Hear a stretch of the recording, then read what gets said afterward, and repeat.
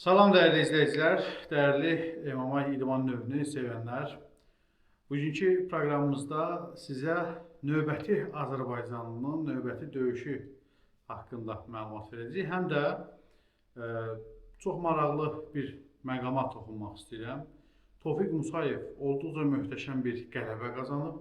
Rəqibini sözün əsl mənasında əzərək qələbə qazanıb. Amma kimlərsə görünür, bu qələbəyə kölgə salmaq istəyirlər. Çili mətbuatının başa düşdüyü indi onlar məğlubiyyətə bir don geydirmək istəyirlər. Amma bizimkilərə nə gəlib, onu başa düşə bilmirəm. Söhbət nədən gedir? Bildiyiniz kimi Tofiq Musayev Amerikada Seattle şəhərində baş tutan görüşdə hal-hazırda ekranda gördüyünüz rəqibi İqnasiy Bohomendesi alqana boyadı, sözün əsl mənasında döydü. Və təmiz qələbə qazandı. Bu heç şübhə yeri qalmadı. Hətta nokaut ola bilərdi, bir qədər vaxt olsaydı. Rəqib nokaut ola bilərdi. Amma deməli, orada bir-iki epizod var ki, bunu qabardıb Tofiqin qələbəsini kölgə salmağa çalışırlar. Deməli, məsələ nədən ibarətdir? Döyüşün gedişatında ani bir toxunuş var setkaya belə. O da refleks olaraq baş verən bir şeydir. Və ikinci iddia Tofiqin güya rəqibinə kəllə vurması ilə bağlıdır. Birincisi, həmin epizoda diqqət etirsəz, diqqətlə yetirin. Orada Tofiq qalxmaq istəyir. Yer qan olduğuna görə, sürüşkən olduğuna görə Tofiqin ayağı sürüşür. Açıq aydın görünür orada Tofiqin ayağının sürüşməsi. Sürüşür. Ayağı sürüşəndə istər-istəməz artıq dayaq nöqtəsi olmadığına görə sifət onun digər idmançının sifətinə toxunur. Və çox belə zəif toxunuşdur. Yəni orada bir zərbəli toxunuş da yoxdur. Tofiqin həmin kəllədən 1000 dənə vursan, Tofiqin bir yumruğu zərbəsinin dəyərində deyil də, yəni. Bunu necə belə qabardıb Tofiqin qələbəsinə kölgə salmaq istəyirlər, başa düşəmirəm. Çili mətbuatını bilirəm. İndi onlar da öz idmançısını hansısa şəkildə belə deyək, məğlubiyyətinə don geyindirməlidir. Amma onun altında, onların paylaşımlarının altında bəzi Azərbaycanlıların nəsə yazmasını görəndə adam həqiqətən təəssüflənir. Doğrudanmı, yəni insan bu qədər öz belə deyək, şəxsiyyətini itirə bilərmi? Öz həmvətənini şərləyib, böhtan atıb, belə deyək, qələbəsinə kölgə salmağa çalışırsan. Bilmirəm, hər halda özləri bilir, Allahları bilir.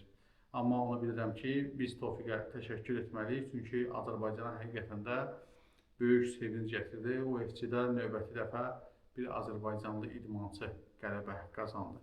Onsuz da UFC-də çox az saylı idmançılarımız var.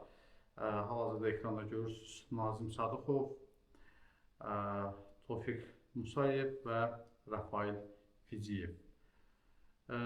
Və UFC-nin növbəti yayda Bakıda keçiriləcəyi gözlənilir. Bu barədə məlumat daha əvvəlki proqramlarda sizin nəzərinizə çatdırmışdıq və çox güman ki, Bakıda keçiriləcək növbəti döyüş gecəsində yenə Tofiq iştirak edəcək. Çünki özü bu barədə məlumat verdi, iştirak etmək istədiyini bildirdi.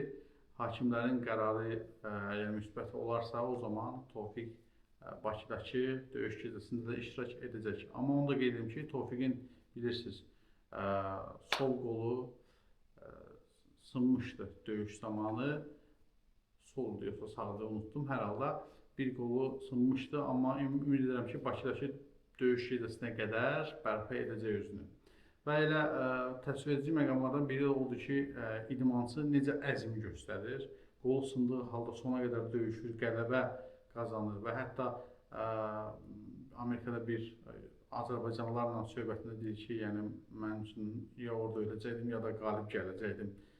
Bunun üçün meydan açmışdım. Adam necə bir əzmlə meydan açıb, belə bir qələbənin üstünə hansısa insanların kölgə salması məncə çox böyük ədalətsizlikdir.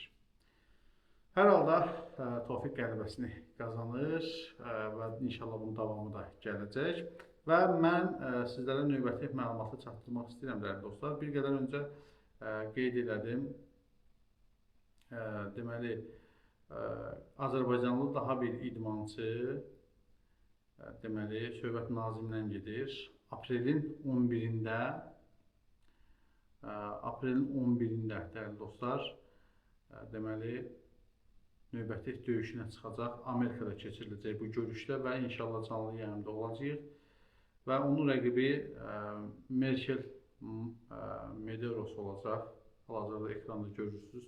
Qeyd ki, Nazim artıq uzun müddət ki, UFC-də çıxış edir. O UFC-də 6 görüş keçirib, 4 qələbə qazanıb, 1 heçsə edib, 1 məğlubiyyət var yalnız. Bakıdakı yarışda da məhz qalib gəlmişdi Nazim Sadıxov. Ümid edirəm ki, növbəti qələbəsini qazanacaq. Medeirosla aprelin 11-də qarşı-qarşıya gələcək və inşallah canlı yayımda görüşəcəyik. Uğurlar diləyək. Nazim də bizim Azərbaycanımızın oldu və ümid edirəm ki, Tofiqin qələbəsinin davamını Nazim gətirəcək, sonra Rafael Ficiyev, yenə də Tofiqdən və digər idmançılarımızdan da inşallah daha gənc yeniyetmə idmançılarımız da yavaş-yavaş UFC-yə qədəm qoymağa başlayarlar. Uğurlar, uğurlar, uğurlar və dəstək olaq, idmançılarımıza dəstək olaq. Videonu hələ də bəyənməmişsə bəyənin, şərhlər bölümündə fikirlərinizi yazın, kanala abunə deyilsinizsə abunə olub bildirişləri açıq tutun. Hələlik.